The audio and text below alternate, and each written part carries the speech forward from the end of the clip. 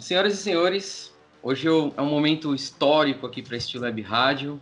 Eu estou recebendo uma lenda viva, né, do rock nacional.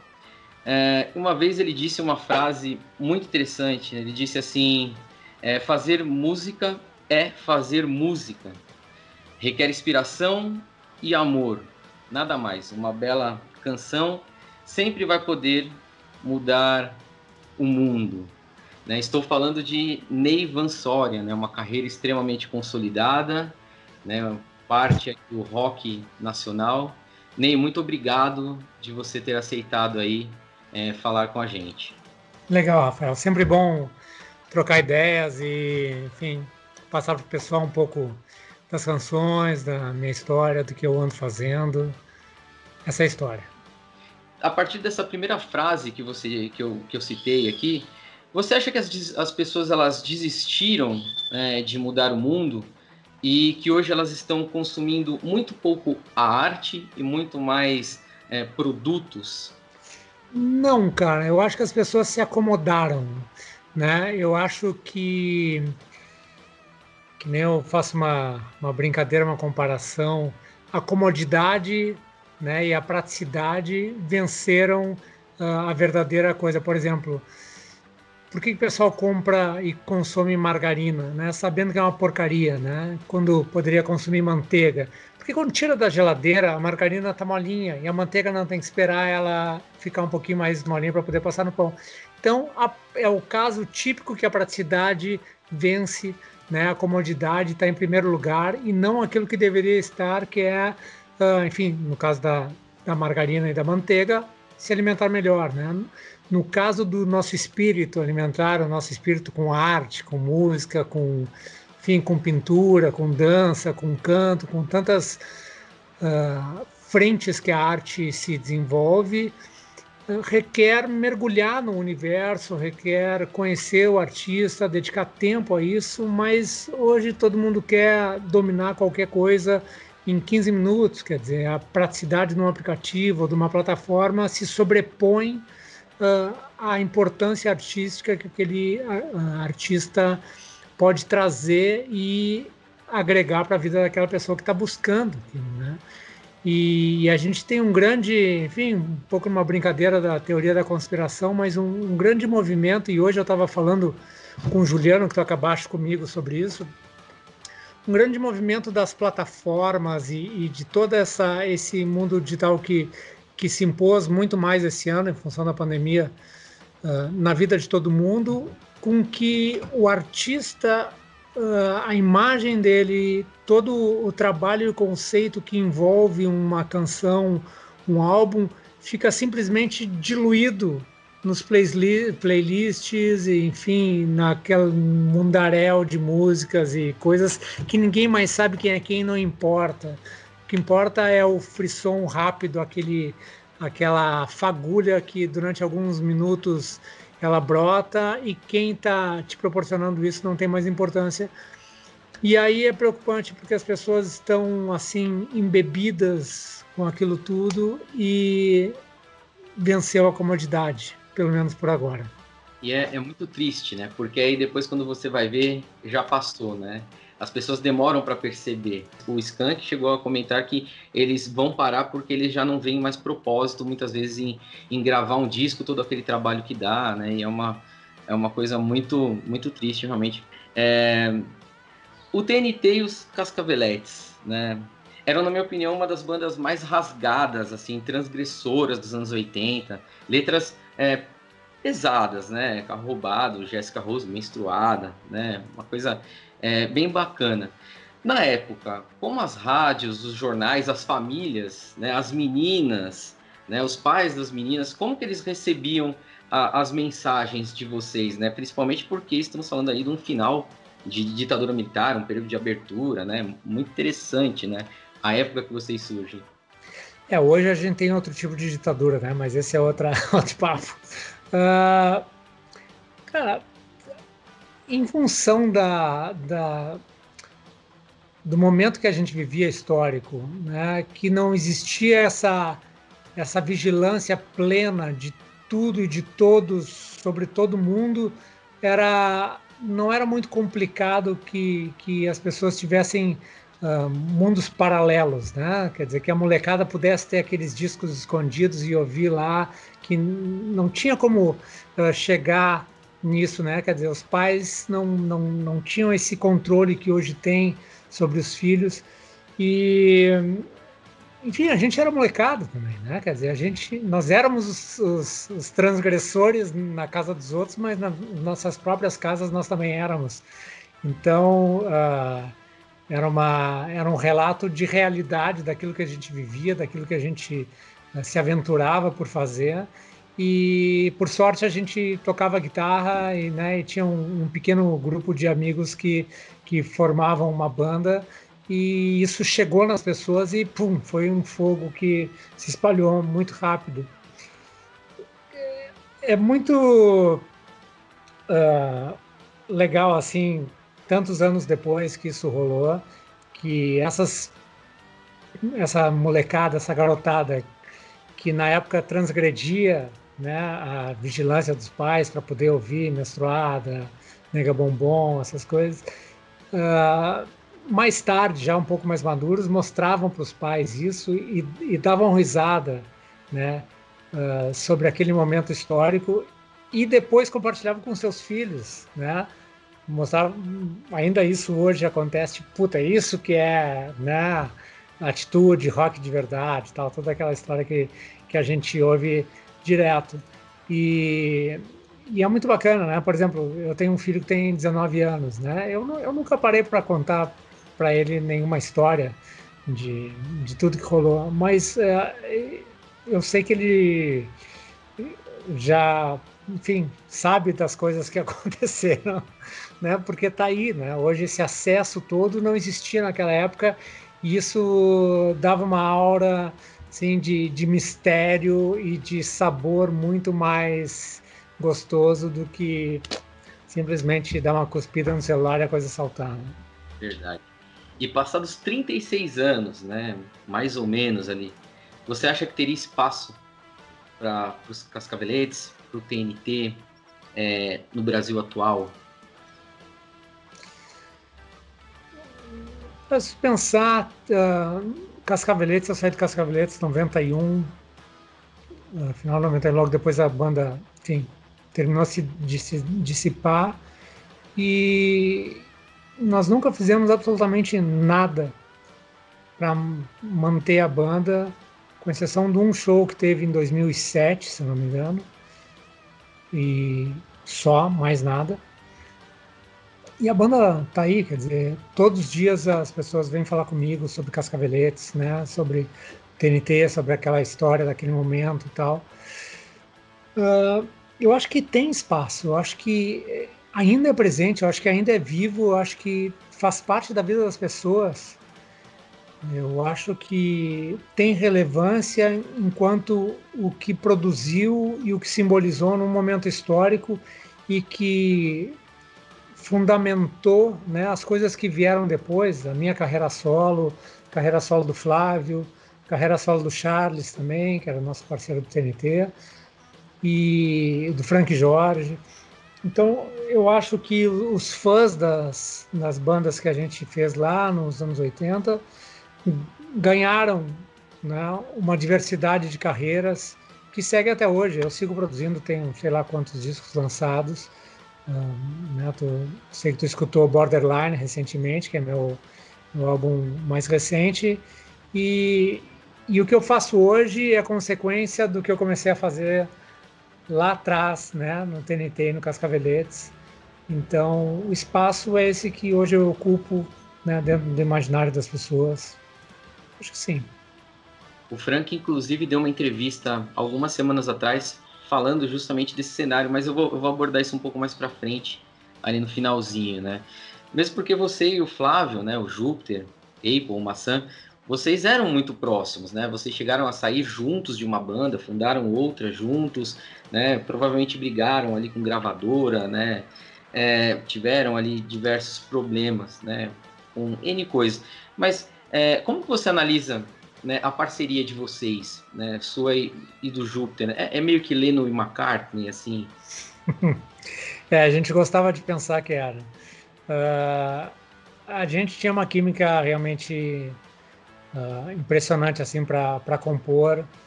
Foram anos muito prolíferos, né? A gente compôs, sei lá, acho que literalmente centenas de músicas, nem tudo foi lançado.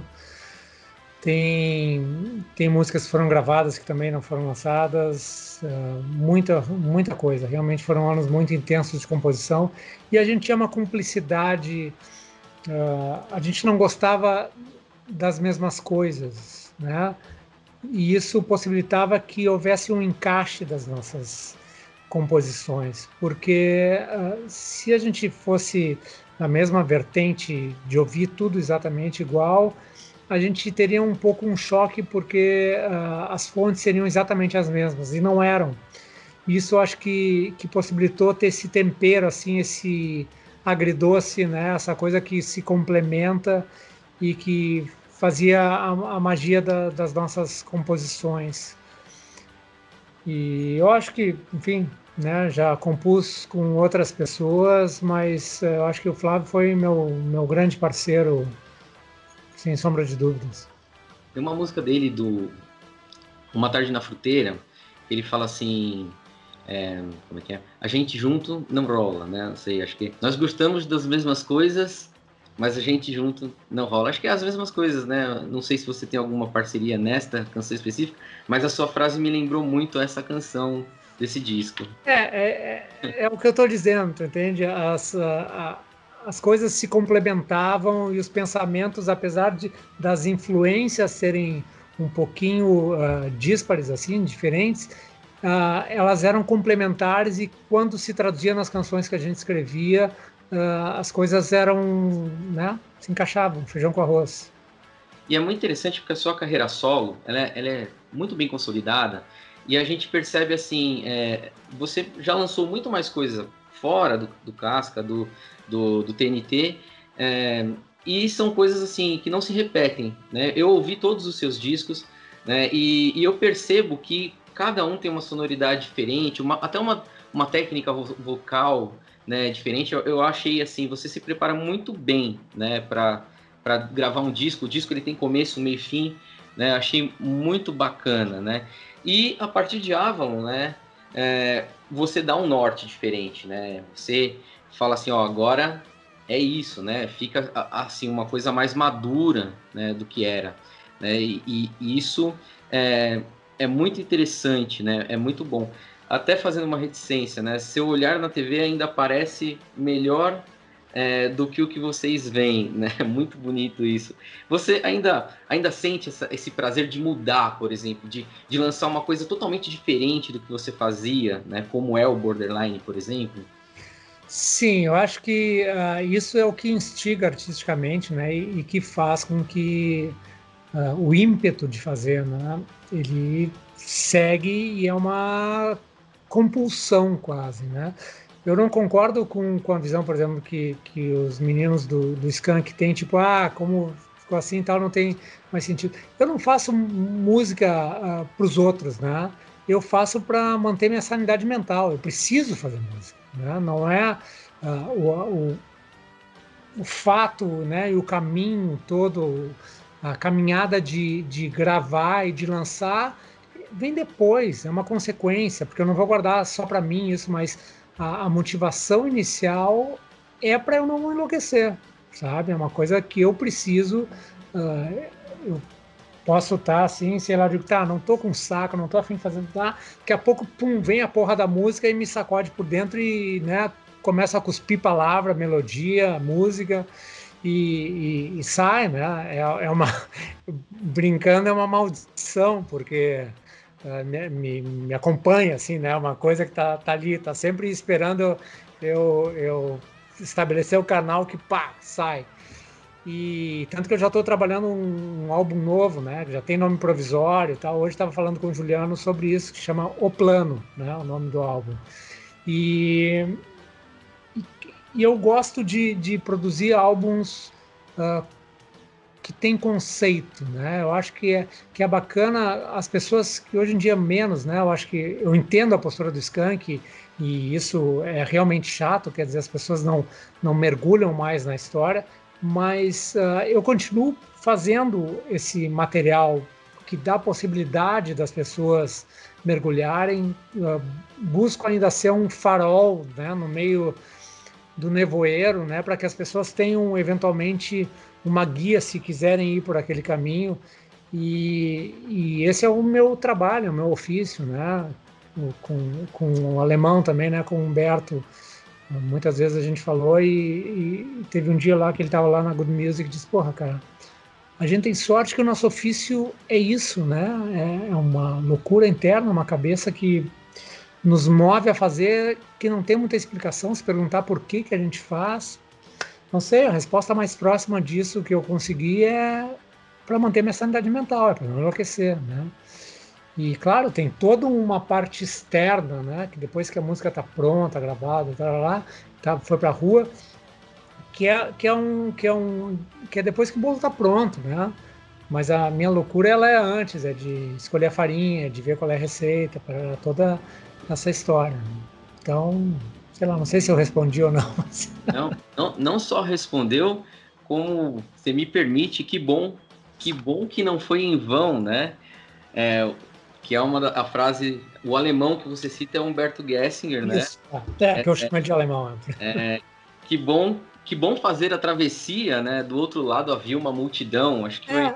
Isso é um pouco isso que eu falei, né? Quer dizer, essa canção, porque quando a ideia do álbum Duetos, né? Que tem o alemão, tem o Armando, tem o Nenhum, tem Papas, tem a Rosa Tatuada, enfim, uma canção inédita com o Flávio também no final, que é por sorte, um registro que eu fiz no celular num encontro nosso. E a ideia era reunir velhos amigos, velhos contemporâneos de música e não visitar o nosso passado, senão o nosso presente, fazendo algo inédito, algo novo. E aí, com o alemão ali, a gente sentou aqui em casa, aqui na sala e tal, ele, pois pai, sobre o que nós vamos escrever e tal. Ele, porra, já sei, cara, vamos escrever sobre nós, né? E, enfim, 30 anos e 3 minutos é, né, a busca de um resumo ou de um fragmento que possa ser sintetizado em 3 minutos na forma de canção. Né? Linda canção, né? Parece uma carta, né? Parece aquela música do Erasmo com o Roberto, a carta, né? Assim, uma coisa dos dois amigos conversando. Realmente é muito. Esse disco de dueto seu é fantástico, inclusive, né? A música que você cita com a Rosa Tatuada era uma pergunta que eu ia fazer, né? O que o amor pode fazer, né? Porque mostra assim. Se você comparar o Ney ali do Casca, né, do Casca Cabeletes, do TNT, com o Ney do que o amor pode fazer, deixando de usar preto, né, e que era uma pergunta que eu ia fazer assim, casar, né, ter filhos, como você cita ali, uma letra muito bonita também, requer também uma mudança de vida, né, de não estar mais, de repente, nas baladas, trocar fralda de criança, e etc e tal. Isso inspirou você ou de repente tirou, né? Você precisava daquela loucura para escrever? Acho que não, né? Acho que é até uma pergunta meio boçal mesmo que eu fiz, né? Não, cara, são fases, né? Quer dizer, eu entendo, as pessoas ficam com imagens cristalizadas dos artistas, né? Quer dizer, tipo, tem um monte de gente que tem imagem minha lá das bandas do TNT, do Cascaveletes, pá, cabeludo, parará, muito louco, aquela coisa.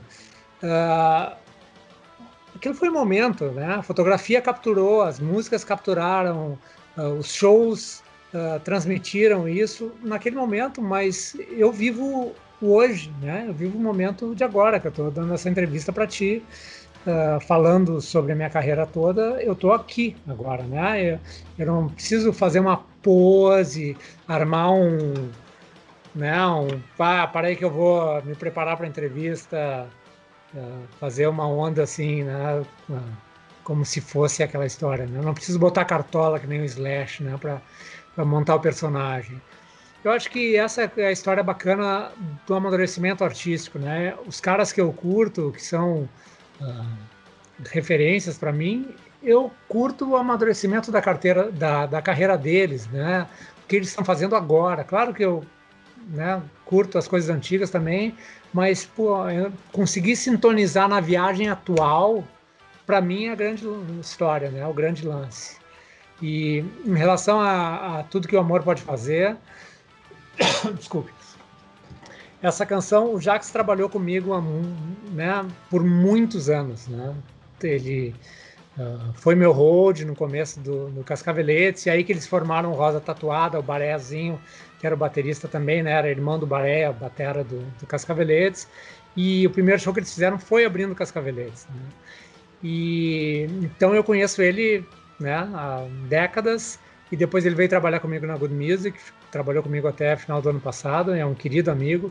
E na época que eu estava fazendo esse disco, que eu convidei ele para participar, eu já escrevi algumas letras para Rosa também, né?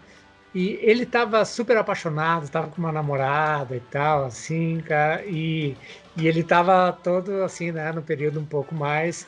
E eu escrevi, cara, a história assim que ele estava vivendo naquele momento, mostrei para ele, ele deu risada assim. E aí a gente fez a música, acabamos juntos, ela e foi muito legal. Enfim, a música é divertidíssima, né? Todo roqueiro que ouve a música, se não viveu aquilo, tem algum camarada, algum faixa que viveu aquilo. Então, eu não vejo problema nenhum, acho legal, acho bacana. O cara por dentro ele é aquela coisa rock and roll ainda, mas ele teve que adaptar algumas coisas pela exigência do dia a dia, né? A gente melhora, né? Tem uma frase muito legal que diz assim: se a juventude soubesse e se a velhice pudesse, né? Não me interprete mal, mas a gente vai melhorando com o tempo. Eu mesmo também eu me vejo nessa condição. Hoje eu tô com 35 anos, eu me vejo já nessas etapas. Estou casado hoje também, enfim. Mas estou aqui falando de você. Bom, vamos lá. Em 2020, né, você lançou aí o disco Borderline, né? E que é um transtorno de saúde mental que pode causar um padrão de instabilidade comportamental, né, nas relações interpessoais, na autoimagem e afetos, né? A pergunta é, o que muda, de repente, de um cara comum, né, para Borderline? E se esse disco, ao ouvir, me pareceu um disco que tem uma temática de homenagem a alguém? Eu tô correto, de repente, nessa minha afirmação? Não conscientemente, assim, não tem uma coisa apontada, né, para uma homenagem, né?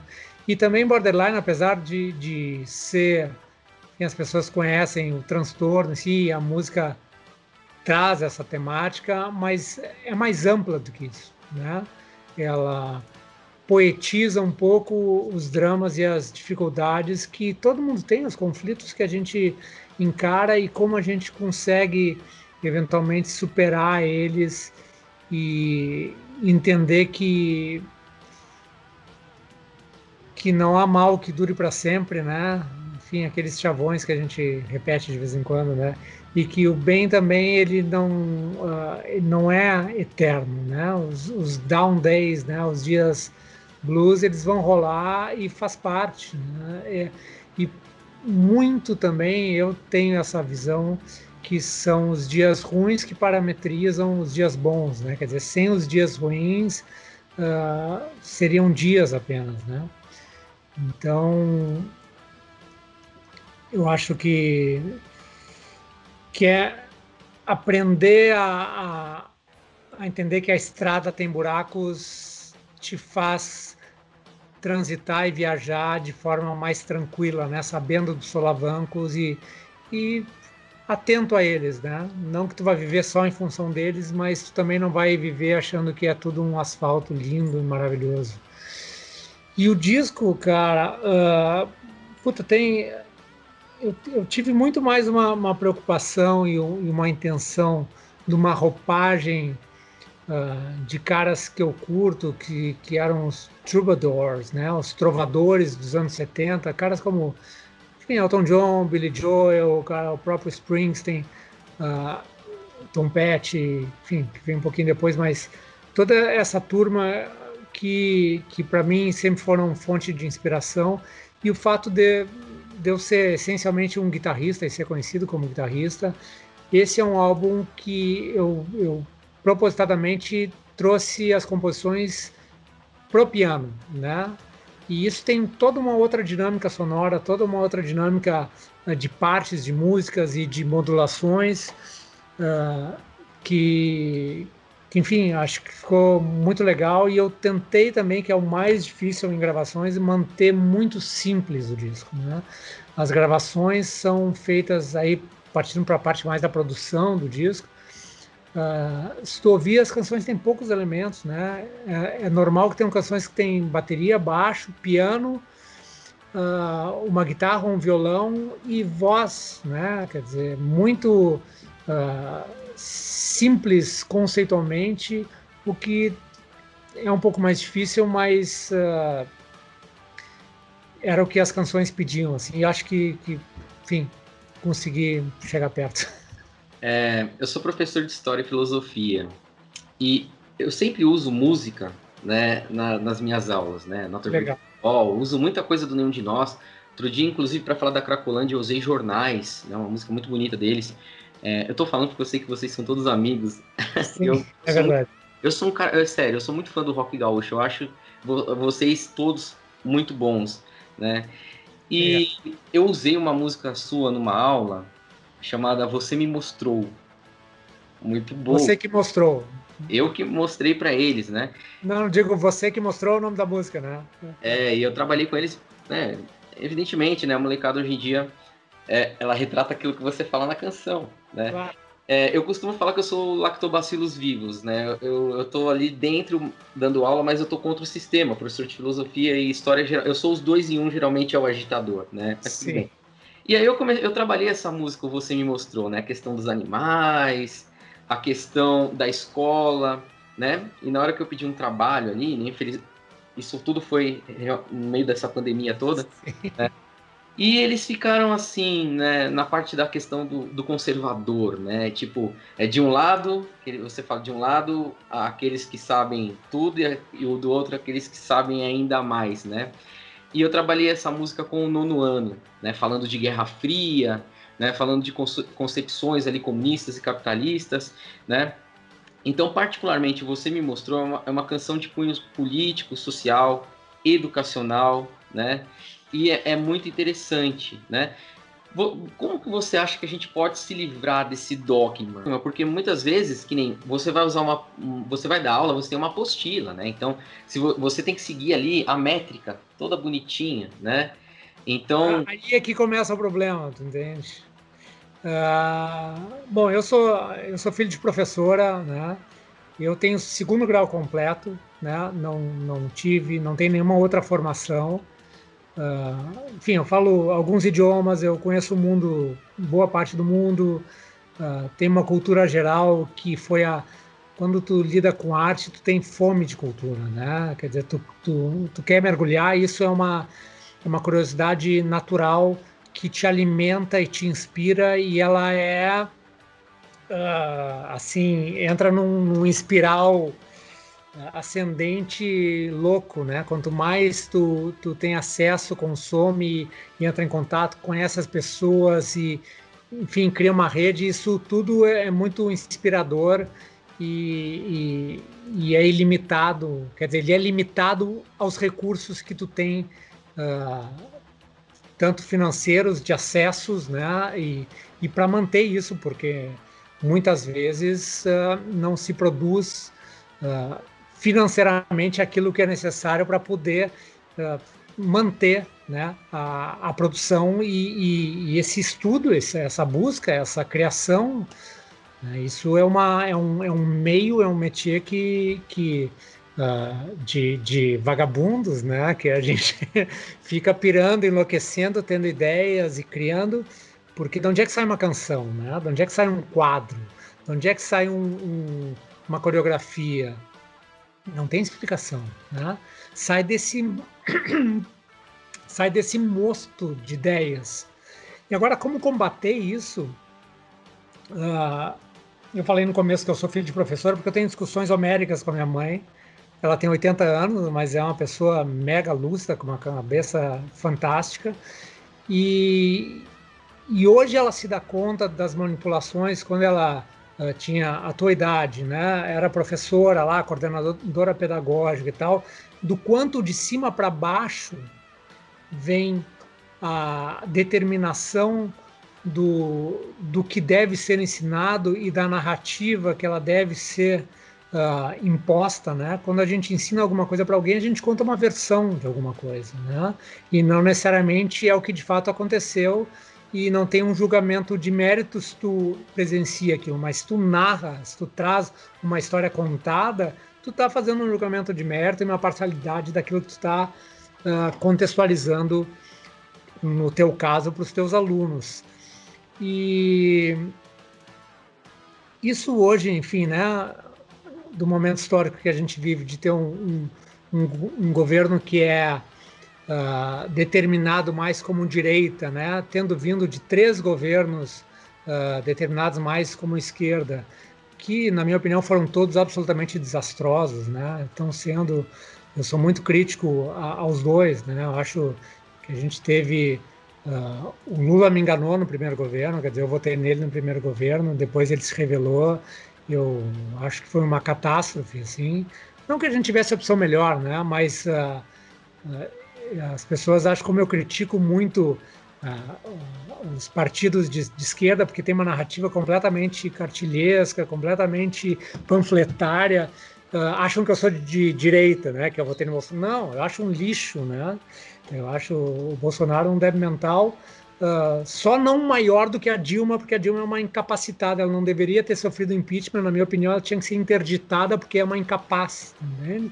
O país caiu na mão de uma pessoa dessas, fez um estrago que fez, e, enfim, a discussão política é uma coisa complicada, né, da gente ter, entendo que as pessoas têm suas visões, mas esses dois lados que dominaram, né, nos últimos, talvez, 20 e poucos anos, toda a parte educacional, toda a parte social, impuseram narrativas, impuseram panfletos e dogmas que estão sendo passados geração após geração depois desse período, e que é muito preocupante, porque não pensam, né? Raros são aqueles que conseguem sair do quadradinho e questionar isso. Não, mas para aí, tá, esse negócio, tá, cotas, não cotas, por que então daqui a pouco o que está no meio, ele é o excluído, né? É difícil, é uma discussão complicada, principalmente se levar isso para um ambiente mais amplo, tal, num grupo mais heterogêneo, acaba, os loucos dominam, né? Porque passa a ter uma narrativa de um lado acusando o outro de ser o que é o que estraga, né? E vem cá, e todo mundo que está no meio, hein? Sabe? Todo mundo E tem no uma... meio não é indeciso, isso que é importante ficar claro, né? O no meio é o caminho no meio, quer dizer, isso aí, os budistas que me ajudem, né? O caminho do meio é uma vertente que busca um equilíbrio das coisas, né? Nem tanto lá, nem tanto cá. A gente tem um movimento, desculpe, só para acabar a ideia ali, eu sei que ia dar uma intervenção, mas uma movimentação toda da esquerda que prega um aumento do Estado, quer dizer, que é absurdo, né? A gente tem no Rio Grande do Sul o estado que compromete 92% da sua receita para pagar folha, não consegue investir nada, não consegue nada, zero, não tem dinheiro para fazer as coisas, porque é um estado que ele existe para ele é alto, né, virado para dentro, né? Enquanto que na direita, que gerou uma reação, por isso que a gente teve esse fenômeno esdrúxulo do Bolsonaro, porque foi uma reação muito forte da grande massa do país contra essa coisa que é mais intervencionista, mais pesada, mais forçando a mão do Estado na vida da pessoa, tirando a liberdade do cidadão, né? E por isso que eles tiveram uma força muito grande, estão no governo e provavelmente vão se manter por mais 4 anos depois desse mandato, porque a esquerda não é capaz de fazer uma autocrítica, dizer, não, tudo bem, vamos ver qual é o ponto, né? Qual é o caminho do meio, qual é olha aqui, ó. E aí eu acho, por mais que eu ache o Bolsonaro um imbecil, ele tem um único mérito, que é ter colocado o Paulo Guedes na economia. Quer dizer, a gente precisa que os negócios funcionem, para pagar os impostos, para poder ter o gari, para poder ter as escolas, né? Para poder pagar os professores, ainda que mal, mas que, né, pelo menos paguem um pouco os professores. Ele disse uma coisa que eu achei fantástica. Para tu convencer e aliciar vamos dar uma estereotipada aqui, tá? Um esquerdalha, 15 minutos. Né? Puta, não, nós vamos ajudar todo mundo, vamos trazer os pobres, nós vamos aumentar o salário dos professores, nós vamos tirar a força da polícia, escola de graça, tudo. Porra, 100%, tô dentro, né? Agora, um liberal, um cara que entende que para fazer tudo isso tem que ter um caminho que venha o recurso para poder subsidiar essas coisas, que passa por uma saúde das empresas, do empreendedorismo das pessoas para poder criar negócios, bandas, lojas, escolas, cursos de história e de filosofia, tu entende? Que os alunos vão pagar. Tudo isso requer um ímpeto do indivíduo que tem que ser protegido do Estado. E isso é uma visão liberal, que eu concordo. E um liberal, para formar, tu não convence ele em 15 minutos. Por que os liberais, em geral, são mais velhos? Né? Porque aquilo que tu falou, o cara lá, o que muito louco, tomando todos os tragos preto. Não, depois, puta, ele casa, ele vai ter filho, a mulher já dá um pito que ele chegou bebum, que ele saiu com os amigos, ele tem que no outro dia de manhã abrir a porta que vai virar faxineira, né? E aí a coisa... Então isso o cara vai aprendendo no cotidiano coisas, lições, que vão fazendo contemplar todo esse emaranhado que para tu poder dar escola de graça, para tu poder ter cotas que incluem, para tu poder, enfim, dar sei lá, tudo. De onde é que sai, cara? Quem que paga? Porra, o governo não paga meu aluguel, velho. Entende? Eu sou elite, né? Eu moro em casa própria, porque eu tenho um negócio, e outra, no meio artístico ainda ganhar dinheiro é feio. Então, a gente tem todo um vício e uma demência quase coletiva em vários aspectos que tu, como professor de filosofia, enfim, eu já li muita filosofia na minha vida, gosto, acho que é inspirador. E história, tu consegue conceituar isso e sabe que lá na Prússia, quando inventaram a educação formal, qual foi o objetivo? Foi um déspota que pegou e disse, olha aqui, ó, não, é só o seguinte, eu tenho que ter os caras na mão, porque senão daqui a pouco eles se revoltam, eles vão vir aqui, vão cortar minha cabeça, então já sei, eu vou pegar, vou fazer uma coisa que vai ser obrigado, aí eles vão ter que todo dia botar os filhos lá e eu vou ensinar, vai ter o padre, meu faixa, vai ter o outro juiz que é meu faixa e tal, e vão ensinar para as crianças desde pequenininho que o rei é o super cara, parará, continua até hoje. O nome disso que você falou agora, nesse tempão que você falou, é lucidez, né?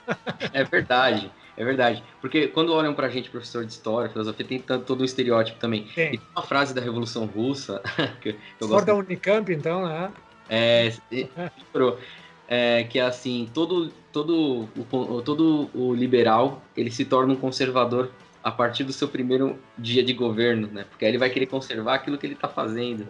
Que é exatamente o que você está falando e é perfeito, né? É uma base, eu acho que eu me encaixo, por exemplo, numa base mais anarquista, né? Uma coisa meio Henry David Thoreau ali, na desobediência civil. Então vamos analisar cada caso. Porra, então, eu sou um puta desobediente civil, cara, né? A Thoreau, Ele fala, inclusive, assim, o melhor governo é aquele que governa menos, aquele que escuta a sua população sempre, e não só nas eleições, né? E aí, só para complementar, desculpa, os gregos, eles às vezes criticavam a democracia. A democracia é o melhor sistema, isso é inegável, eu quero continuar vivendo uma democracia, mas quando a maioria escolhe algo ruim, ele não se torna bom só porque a maioria escolheu. Né? Nós já erramos com Lula, erramos com a Dilma, e seguimos errando por falta de opção. Isso é o nosso, né, ao contrário do que o Lula falou, a gente é vira-lata mesmo, entende? A gente tem uma massa, né, da população que né, largou lá uma cesta, os caras estão indo, foda-se o resto, largou uma boca, eles estão dentro.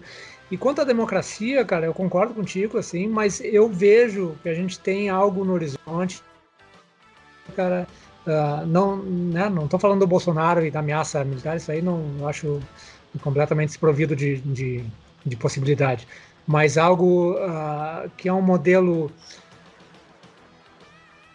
híbrido chinês, cara, com o modelo das corporações, cara, que, enfim, um pouco ficção científica, mas eu acho que a gente, muito em breve, talvez nos próximos 20 anos, a gente já veja, talvez menos, o primeiro modelo de cidade-estado, né? Não Liechtenstein, mas cidade-estado, nem Vaticano, né? Cidade-estado privado, Muito privado, né? Que é algo que eu entendo que, com a força que corporações do tamanho da época, que são os bonzinhos, né? Hoje, que a gurizada toda ama, que para mim são os grandes vilões, quer dizer, o Steve Jobs para mim é o demônio, ele que fudeu com a música. Eu acho que daqui a pouco o cara vai ter uma Apple Town, sabe? Que vai ter uma exceção jurisdicional do Estado democrático de direito que a gente conhece, que os caras vão ter uma legislação como se fosse uma convenção de condomínio, mas enfim, com força de lei dentro daquele perímetro, e que as pessoas vão poder ir para lá, quer dizer, compram uma casa lá, que já vai vir todo no kit, né, da maçã, e isso vão ser bolsões, né, que vão rolar, e aí, enfim, as disparidades e o grande tema do século 20 para 21, que é a desigualdade, né, que é um grande discurso também, muitas vezes abordado de forma muito superficial, porque o que não interessa a desigualdade em si, interessa o cara que tem muito, né, pegar o ícone lá, o Bezos, né, e tal, essa turma toda, com o pobre coitado, e olha só quantos milhões de vezes e tal. Mas do deputado que ganha 50 mil para o juiz, né, para o cara que ganha 2 mil, isso é desigualdade, né? E então eu acho que isso vai vir, a gente tem um novo modelo que vai ser criado, cara, que não é democracia, que não é ditadura, que não é a mão forte da China, que é um modelo híbrido também. Enfim, acho que a gente vai observar isso aí no futuro próximo. A última canção, né, muito bela, sincera, por sinal, você claramente fez para o Júpiter, né, a quem eu respeito muito, né, e infelizmente é um estereótipo muito negativo em relação ao Júpiter, e me entristece muito isso, por conta de algumas entrevistas, né, em um período em que ele já estava debilitado e com muito excesso. E isso, na minha opinião, nada reflete a genialidade do Flávio, né? E assim como na música você cita que várias pessoas ao lado dele se divertiam com aquilo, né? Eu queria que você dissesse como você analisa, né, o Júpiter, né? Tem uma música dele, a Marchinha, que ele fala que em 2020 ele seria revisitado, né, e etc. Como que você analisa essa situação, né, o como ele é visto hoje, principalmente aqui em São Paulo, né? E acho que talvez aí no Rio Grande do Sul ele seja mais respeitado do que é aqui, né? Como que você analisa isso? O Flávio, enfim, virou um ícone um pouco pelo personagem que ele criou, né? Que ele vestia aquele personagem. Comigo sempre foi o Flávio, né? O mesmo cara, né? De sempre, a vida inteira, mesmo nos momentos que ele estava mais delirante, assim, ele cuidava sempre, quando me encontrava, de não estar demais, né? Porque ele sabia que eu não curtia quando ele estava além do ponto, porque as coisas ele não conseguia acompanhar. Então, é um cara, enfim, provavelmente o cara mais talentoso que eu já trabalhei artisticamente, em termos de composição, né? Sem dúvida.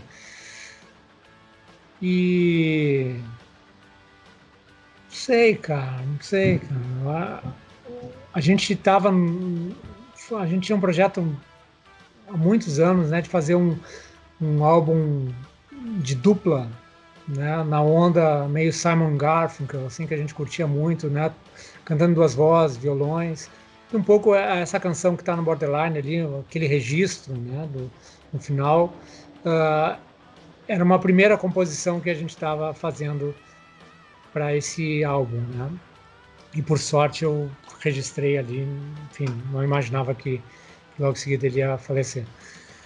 Mas, cara, o Flávio é uma figura brilhante que derrapou na curva, né? Ali a música fala literalmente, eu tentei ajudar ele, né? Tentei pegar ele pela mão, né? A última, o último encontro que a gente teve, que ele foi lá, cara, ele, né? Foi tipo uma despedida assim, eu digo, Flávio, eu te tiro de onde tá, sabe? Se tu concordar, cara, eu te tiro do inferno, né? E porque ele sempre vinha, né? Ele me tinha um pouco como um porto seguro. Né? E ele, cara, agora o bilhete que eu comprei é só de ida, né? E, enfim, é isso. É isso. Queria te parabenizar pelo álbum, né? Eu realmente ouvi inteiro. Acho que dá para perceber que eu fiz aí uma pesquisa a fundo. Realmente ouço do meu carro os seus discos, do Júpiter também. Queria agradecer muito, né? De verdade, muito obrigado por disponibilizar o seu tempo, por passar até um pouquinho do tempo com a gente aqui. E conforme eu disse, você é um dos artistas que eu mais ouço, né? Mais vejo assim aquela pinta de artista mesmo, não de produto, né? Aquele negócio que você ouve e você pega o disco e fala assim, eu vou ver o que esse cara tá falando, o como ele tá tocando, as camadas e etc. Então, muito honrado de verdade de ter conversado com você nesses 48 minutos. Legal, obrigado, Rafael. Bacana bater um papo assim mais, né? Relax, mais filosófico um pouco. É bacana porque toda a parte de composição e de criação artística, ela passa por esse universo, né? Ela passa pela coisa intangível, pelas coisas que estão no ar, que daqui a pouco tu consegue buscar uma aqui, a outra ali e traduzir em letra e música, e que outras pessoas, em outro lugar, em outro espaço, em outro tempo, eventualmente vão se conectar e vibrar naquela mesma frequência, né? E o mais bacana é poder tá falando sobre isso e na esperança de que mais pessoas conheçam as minhas canções e que sejam boas na vida dessa pessoa que vai conhecer meu trabalho, curtir minhas músicas, porque na real, que nem uma vez falando com a... Como é que é o nome da menina do Pato Fu? Esqueci a... Fernanda Takai. Fernanda Takai. Tava com ela, não me lembro onde que a gente estava, num festival, num show, que música, cara, se faz para transformar o mundo num lugar melhor. Né? Então, esse é o sentido de fazer música. Então é isso, né? Se as canções que eu faço inspirarem as pessoas e transformar a vida delas e o mundo delas melhor, cara, missão cumprida. E Ney, se você vier para São Paulo fazer algum show, por favor, me convide para ir com você a um bar em Júpiter. Muito honrado. Okay. Maravilha, cara, com certeza. Obrigado de coração. Galera, conversei aqui com Ney Vansória, um prazer enorme. Valeu, obrigado, Rafael, grande abraço e até mais, cara. Ney, muito obrigado. Tchau, tchau.